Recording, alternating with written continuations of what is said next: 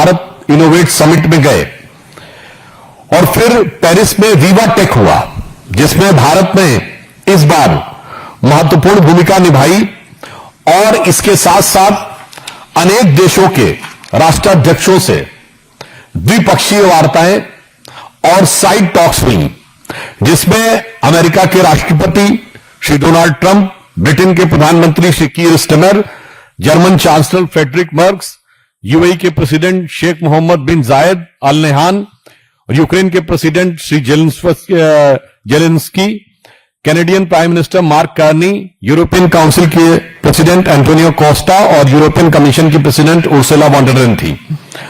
और इसमें महत्वपूर्ण बात यह रही कि डिफेंस और स्ट्रेटेजिक इश्यूज के ऊपर भारत के कई देशों के साथ महत्वपूर्ण कदम आगे बढ़े और अत्यंत महत्वपूर्ण विषय यह था कि कनाडा के साथ भारत का संबंध अब एक नई करवट लेता हुआ दिखाई पड़ा, जब कनाडा के प्रधानमंत्री मार्क कार्नी ने He has launched a negotiation on the General Security of Information Agreement.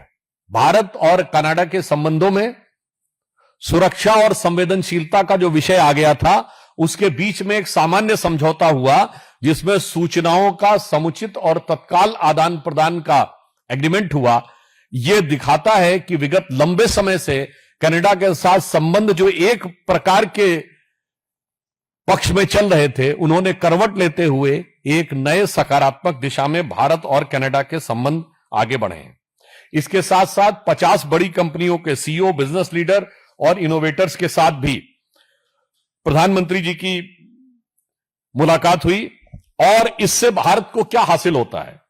Bharat innovates programme में जो डीप टेक इनोवेशन के लिए 120 curated startup, 45 institute led technology projects और 2000 स्टेक होल्डर्स का एक इनोवेटिव इकोसिस्टम बना, and it facilitated around 1350 B2B meetings between the startups, investor और corporates के साथ साथ इसमें कुल मिलाकर 70 स्टार्टअप और 50 ग्लोबल इन्वेस्टर्स ने 14 MOU साइन किए, जिनमें ग्लोबल इन्वेस्टर्स थे, और 32 MOU ऐसे हुए जो इंटरनेशनल कारपोरेट्स के साथ और स्टार्टअप के लिए साइन किए गए। अर्थात भारत की भविष्य की आर्थिक प्रगति के लिए एक बहुत मजबूत और प्रभावी आधार इस कार्यक्रम में बना।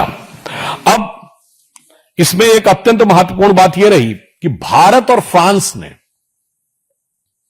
AI और डाटा के प्रोटेक्शन के लिए एक द्विपक्षीय एग्रीमेंट साइन किया है और फ्रांस ने भारत के साथ इस कोऑपरेशन को एक नए आयाम तक ले गए हैं। निश्चित रूप से पूरे विश्व में इस समय आर्टिफिशियल इंटेलिजेंस को लेकर जो प्रतिस्पर्धा चल रही है, वो और स्वस्थ और प्रभावी होगी, और भारत और फ्रांस मिलकर इसमें एक नए ध्रुव के रूप में उभर सकते हैं, जो अभी तक एक या दो देशों तक ही सीमित मानी जाती थी। फ्रांस ने इसके साथ साथ भारत में एक एरोनॉटिकल स्पेस रिसर्च सेंटर और एक national skill development centre Kanpur में, उत्तर प्रदेश के कानपुर में स्थापित करने का निर्णय लिया है। इससे भारतीयों की एरोनॉटिक्स और स्पेस में स्किल में वृद्धि होने और इस टेक्नोलॉजी का ट्रांसफर फ्रांस के साथ होने में एक महत्वपूर्ण भूमिका निभेगी। इस बार पहली बार ऐसा हुआ कि G7 में भारत एक आमंत्रित देश है, परंतु भारत ने एक प्रस्ताव रखा। वो ये था कि international mobilisation for partnership for accelerating connectivity and trade impact, यानी भारत ने जैसे IMEC बना था, जिसमें India Middle East economic corridor, उसी प्रकार से G7 देशों के बीच में international mobilisation partnership for accelerating connectivity and trade impact का प्रस्ताव रखा, जिसमें कि सभी देशों ने रुचि दिखाई। यानी पहली बार ऐसा हुआ जहां पर कि भारत टेक्निकली पूर्ण सदस्य नहीं है, फिर भी भारत इसमें एक लीड देता हुआ दिखाई पड़ा, जिसमें कि वो संबंधित देशों ने इसमें पूरी रुचि दिखाई, जो प्रधानमंत्री श्री मोदी जी के नेतृत्व में भारत किस कुशलता और दक्षता के साथ विश्व के बड़े बड़े देशों का विश्वास प्राप्त करता जा रहा है, यह उसका प्रमाण दिखाई पड़ा। और इसके साथ साथ अगर हम देखें तो भारत और अमेरिका के बीच के संबंध भी जो विगत करीब 1 वर्षों से जिनको लेकर कई प्रकार की आशंकाएं थीं, उनमें भी एक सकारात्मक और उत्साहवर्धक परिवर्तन और संकेत दिखाई पड़े, और जिसमें कई देशों के साथ जिस प्रकार की बायलैटरल टॉक्स हुई, इसमें भारत के छात्रों के लिए भी एक महत्वपूर्ण निर्णय हुआ है, क्योंकि फ्रांस ने अब यह निर्णय लिया है कि science, technology, engineering and maths, stem में प्रतिवर्ष 30,000 भारतीय छात्रों को वो अपने यहां सीटें देगा। तो अभी तक जो भारतीय छात्र थे जिनका की फोकस सामान्यतः ब्रिटेन और अमेरिका की तरफ रहता था और कनाडा की तरफ रहता था, अब यूरोप में एक नया डेस्टिनेशन इसके साथ आना शुरू होगा। हम ये भी इसके साथ साथ फ्रांस ने भारत के data empowerment and protection architecture, जिसको दीपा कहते हैं, उसके साथ मिलकर, क्योंकि आज इस एआई के युग में डाटा प्रोटेक्शन अपने आप में एक बहुत बड़ा चैलेंज हो गया है, उसको लेकर एक रोबस्ट नेटवर्क यानी एक सुदृढ़ संरचना बनाने का कार्य प्रारंभ करने का निर्णय लिया है, जो भारत में डाटा प्रोटेक्शन में एक महत्वपूर्ण भूमिका निभा सकता है। इस दृष्टि से हम यह कह सकते हैं कि प्रधानमंत्री जी की इस बहुउद्देशीय और बहुउपयोगी यात्रा में अनेक ऐसे निर्णय हुए जिसमें भारत इस समय एक नए स्वरूप में उभर कर सामने आया, और दुनिया के सभी प्रमुख देश, जो प्रमुख आर्थिक शक्तियां मानी जाती हैं, इनका विश्वास भारत की तरफ बहुत सुदृढ़ होना प्रारंभ हुआ। आप लोगों के सुलभ संज्ञान के लिए मैं बता देना चाहता हूं, वैसे भी भारत की G7 में as an special invitee entry भी बीजेपी के समय में ही हुई थी। 2003 में अटल जी के कार्यकाल में पहली बार ऐसा हुआ था कि G7 कंट्रीज ने भारत को स्थायी रूप से आमंत्रित करने का निर्णय लिया, और मोदी जी के समय में आकर आज यह स्थिति बनी कि हमने इंपैक्ट का प्रस्ताव रखा और इस पे सभी देशों ने बहुत सकारात्मक रुचि दिखाकर इसे आगे बढ़ाने के बारे में अच्छे संकेत दिए। यानी भारत उसमें एक प्रभावी, महत्वपूर्ण भूमिका निभाता हुआ दिखाई पड़ा। और वर्तमान समय में जब वैश्विक परिस्थितियां बहुत चुनौतीपूर्ण हैं और उसमें कुशलता के साथ कैसे मार्ग प्रशस्त किया जा सकता है, उसको प्रधानमंत्री जी ने कुशलता के साथ यह करके दिखाया है, जिसे हम कह सकते हैं ना, श्रुतं चैवत कंटकाकीर्ण मार्गम स्वयं स्वीकृतम न सुगम कार्येत। अर्थात कंटकाकीर्ण मार्ग के बीच में से, कांटों से भरे हुए मार्ग के बीच में से भी सुगमता से रास्ता निकालने की दक्षता भारत ने दिखाई है। तो मैं कह सकता हूं कि इस यात्रा में भारत की आर्थिक प्रगति, अब आप ये समझिए, वीवाटेक में भी जिन कंपनीज ने भाग लिया, तो भारत की टेक्नोलॉजिकल प्रगति, नई टेक्नोलॉजी जैसे एरोस्पेस और स्किल डेवलपमेंट में भारत के लिए नए आयाम, और सभी G7 देशों के साथ भारत का स्ट्रेटेजिक, डिफेंस और इकोनॉमिक कोऑपरेशन सुदृढ़ता के साथ बढ़ना, और पूर्वी यूरोप में स्लोवाकिया जैसे देश के साथ एक महत्वपूर्ण संबंधों की नई दिशा में आगे बढ़ना, यह एक बहुआयामी उपलब्धि है जिसे आज भारत ने इस रूप में स्थापित किया है और प्राप्त किया है। इसलिए हम यह कह सकते हैं कि इस समय जब दुनिया में सभी देशों में और जितने बड़े बड़े ब्लॉक हैं, विश्वास की कमी नजर आ रही है, तो इसलिए प्रधानमंत्री जी ने कहा कि बहुत कुछ संबंध विश्वास के ऊपर चलते हैं। तो भारत एक विश्वसनीयता के प्रतीक के रूप में उभर कर सामने आ रहा है। और प्रधानमंत्री जी ने यह भी कहा कि ये जीडीपी के जो डाटा हैं, इसे केवल एक ठंडे सामान्य आंकड़ों के रूप में नहीं देखा जाना चाहिए, यह भी देखना चाहिए कि यह विकास किस रूप में हो रहा है, किसके लिए हो रहा है और किस प्रकार से प्रभावी हो रहा है। तो हम ये कह सकते हैं कि इस यात्रा के बहुत अच्छे, सकारात्मक, दूरगामी परिणाम आने वाले समय में दिखाई पड़ेंगे, जिसका आधार प्रधानमंत्री जी की इस यात्रा में हुआ है। और यह कोई एक देश, दो देश या तीन देश स्पेसिफिक नहीं था। यह पहली बार ऐसा हुआ जब अनेक देशों के साथ भारत का एक विविधतापूर्ण संबंध का सुंदर समायोजन वैश्विक क्षितिज पर उभरता हुआ दिखाई पड़ा। धन्यवाद। सवाल अगर किसी के कोई है तो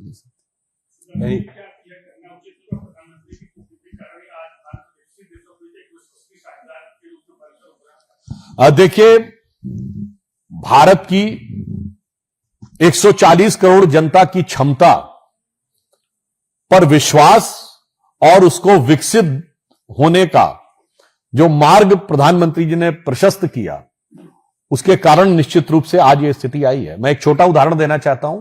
यही देश है, इसी देश में एक फाइनेंस मिनिस्टर थे जिन्होंने भारत की ही संसद में खड़े होकर कहा था कि डिजिटल ट्रांजैक्शन भारत में कैसे हो सकता है, यहां के लोग तो कम पढ़े लिखे हैं, यहां के लोग तो कम टैक्स सेवी हैं। उन्होंने मजाक उड़ाते हुए कहा था कि आपको लगता है कि सब्जी वाला और कोई रेडी पटरी वाले के पास कहां से वाईफाई होगा और वो कौन से क्रेडिट कार्ड से पेमेंट करेगा। मगर आज प्रधानमंत्री मोदी जी ने देश को उस स्थिति में पहुंचाया है कि हम डिजिटल ट्रांजैक्शन में नंबर 1 के देश ही नहीं है, 49% ऑफ ग्लोबल डिजिटल ट्रांजैक्शन को कंट्रीब्यूट करते हैं, which is more than US and China put together. ये वो एक आधार बनता है, सारे विश्व में हमारे लिए एक आकर्षण का केंद्र बनता है। एक जमाने में हमारे यहां लोग ऑक्सफोर्ड और कैम्ब्रिज में जाते थे सीखने के लिए, और 2024 दिसंबर में ऑक्सफोर्ड ने केस स्टडी की कि प्रधानमंत्री मोदी जी के नेतृत्व में भारत ने इतनी सुगमता और इतनी तेजी के साथ इतना बड़ा डिजिटल इंफ्रास्ट्रक्चर कैसे क्रिएट कर लिया। तो मानी हुई बात है, जब ये क्षमता तो भारतवासियों की है, जिसको इतने अच्छे ढंग से हार्नेस किया कि अब विश्व का आकर्षण हमारे प्रति बढ़ा है। Sanjay ji.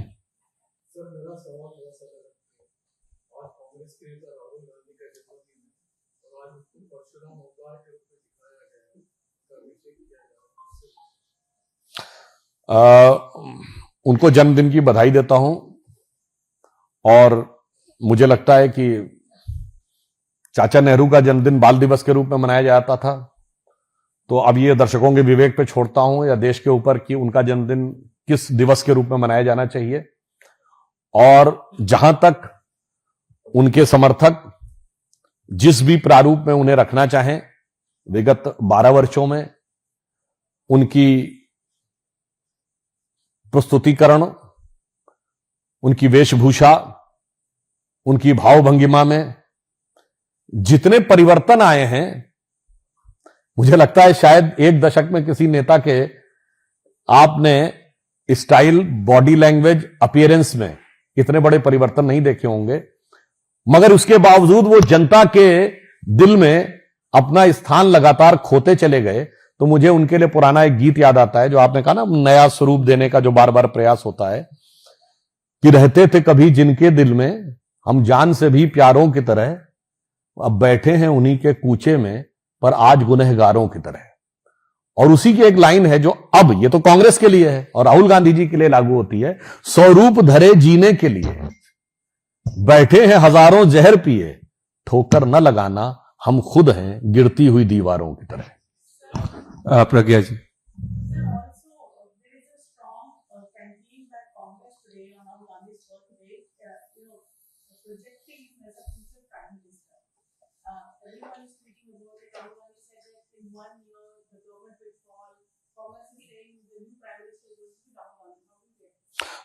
Prime ministers from Nehru Gandhi family has become a matter of distant past.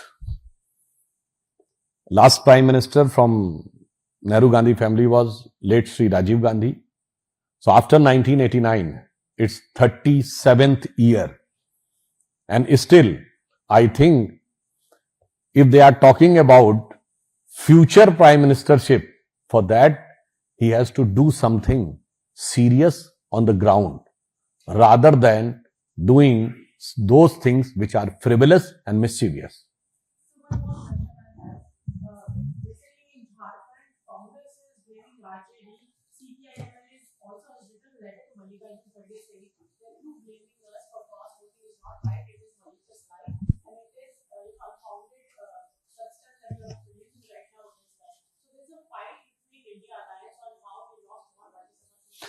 देखिए, इंडिया अलायंस का अब मुझे लगता है अस्तित्व है या नहीं, अपने आप में विचार करने का विषय है। मोदी जी के प्रधानमंत्री बनते के समय यूपीए था। अब यूपीए कहां गया है, उसकी वस्तुस्थिति क्या है? वो रेडियो एक्टिव डिके में चला गया है या उसका तर्पण और परिमार्जन हो गया है, वो पता नहीं है। उसके बाद एक नया क्रिएशन हुआ इंडिया, जिसका नाम इंडिया था, और दिल में क्या था सबको पता है। मतलब इंडिया के वर्ल्ड कप जीतने पे बधाई नहीं दे पाए इंडिया वाले, और पाकिस्तान को जब भारत ने हराया तब भी बधाई नहीं दे पाए। तो खैर, इंडिया भी अब कहां रह गया है समझ में नहीं आ रहा है, क्योंकि दक्षिण भारत में डीएमके के अलग होने के बाद अब उनका एक ही दक्षिण भारत में सहयोगी रह गया है, वो है मुस्लिम लीग। इसके अलावा अब उनका कोई सहयोगी नहीं है। तो मुझे लगता है कि इस पे कांग्रेस को विचार करना चाहिए कि अब इंडिया है कहां। जहां तक झारखंड की बात है, तो बिहार चुनावों में जेएमएम के मंत्री का ऑन रिकॉर्ड दिया गया बयान है, वीडियो अवेलेबल है, जो उन्होंने कहा कि जिस प्रकार की धूर्तता हमारे साथ की गई है बिहार में सीट न देकर, यह दर्शाता है कि झारखंड में उनका विश्वास आपस में बिहार के चुनाव के समय ही ध्वस्त हो गया था। तो जो कुछ भी आज है, ये उसकी परिणति के अलावा कुछ नहीं।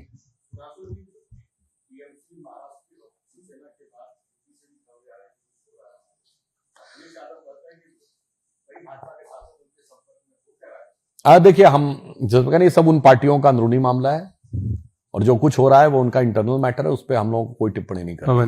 हम तो बस कह रहे हैं राम झरोखे बैठ के सबका मुजरा ले। पवन, लास्ट विश। जिसकी जैसी करनी उसको वैसा दे। पवन,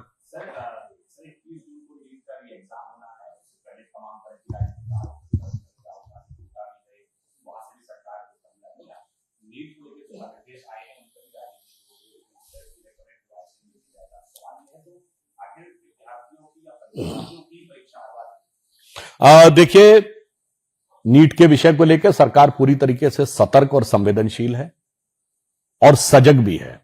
तो किसी भी प्रकार की वह चीज जिसमें कोई भी ऐसी संभावना दिखाई पड़ती हो, तो उसको सरकार सुनिश्चित करने का प्रयास कर रही है कि कहीं से भी कोई इधर उधर की कोई वास्तविक नहीं, दुष्प्रचार और प्रचार भ्रम पैदा करने की संभावना भी न रहे। हां, राहुल गांधी जी अपने कार्यक्रम में यह बता रहे थे कि इतने बच्चे बैठते हैं, इतने ही सेलेक्ट होते हैं, तो उनका प्रोसेस ऑफ रिजेक्शन है, सिलेक्शन नहीं है। तो मैं राहुल गांधी से पूछना चाहता हूं, इतने करोड़ कार्यकर्ता हैं आपके, सभी तो एमएलए एमपी बनना चाहते हैं, तो आप क्या करते हैं? इतने लाख में एक बनता है, यह रिजेक्शन है कि सिलेक्शन है? पहले बता दीजिए। इसीलिए मैं कह रहा हूं कि ऐसे ऐसे बुद्धि रखने वाले, ऐसे ऐसे विचार रखने वाले नेताओं को आगे रख के जब तथाकथित इंडिया अलायंस राजनीति करेगा, तो उसकी परिणति क्या होगी? वही जो आज दिखाई पड़ रही है।